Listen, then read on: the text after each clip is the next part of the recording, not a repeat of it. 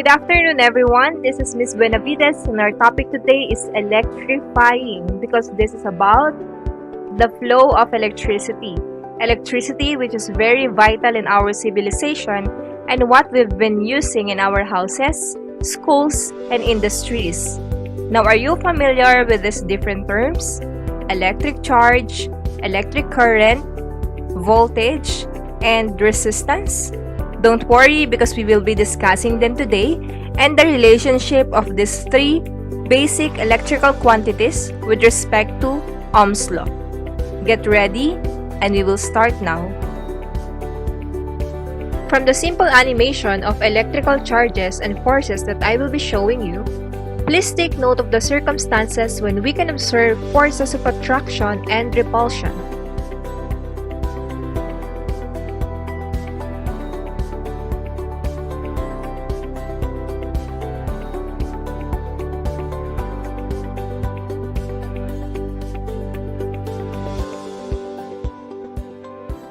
Now, tell me your observation.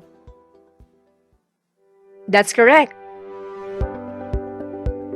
When opposite charged particles are near to each other, they attract.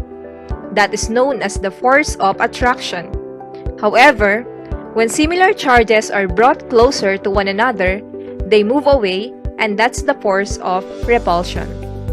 We can simplify those behavior as like charges repel, unlike charges attract. Now, what's the connection of those electric charges to the electric current?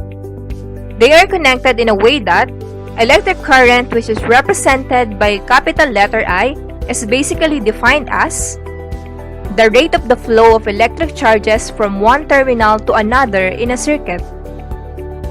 As we can see in this animation, large or small amount of electricity may be flowing in the circuit depending on the amount and rate of the electric charges moving from one terminal to another. In measuring the amount of electricity, the unit ampere is being used. 1 ampere is a charge flowing at the rate of 1 coulomb per second. Now, what causes electric charges to flow continuously in a circuit? Correct, the answer is voltage. Meanwhile, it is also known as the potential difference since there is a difference in the electrical potential between 2 points in a circuit.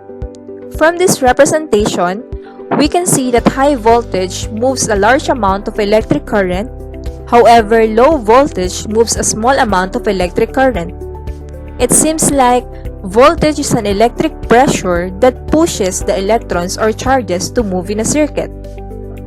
Voltage is measured using a device called voltmeter. The third basic electrical quantity is the resistance, which is represented by the symbol omega. It is defined as the opposition to the flow of electric charge between materials. For example, a resistor, which has variety of resistance value. Resistance is measured using an ohmmeter with a unit ohm, which was named after George Simon Ohm.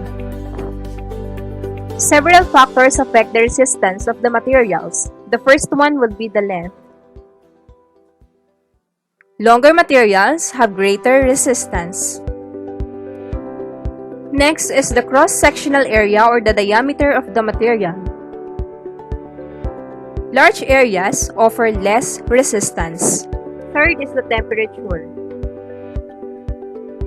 Higher temperatures usually result in higher resistances. And the last factor is the kind of material. Iron has more electrical resistance than a geometrically similar copper conductor due to its good conductivity. The relationship of those three basic electrical quantities can be summarized by the very important law in physics, which is the Ohm's law.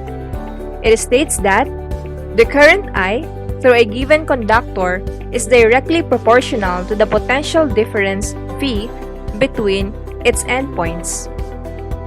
We can mathematically write it as, in a constant resistance, current is directly proportional to voltage, which means that if the voltage is doubled, current will also be doubled, and if the voltage is halved, current will also be halved.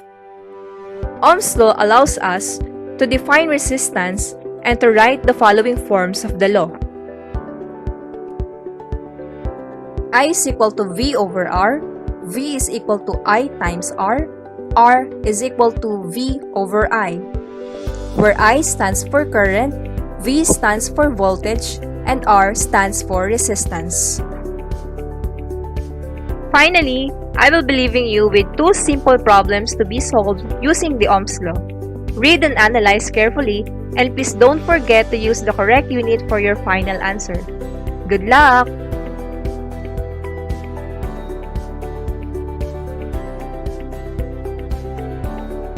Thank you for listening.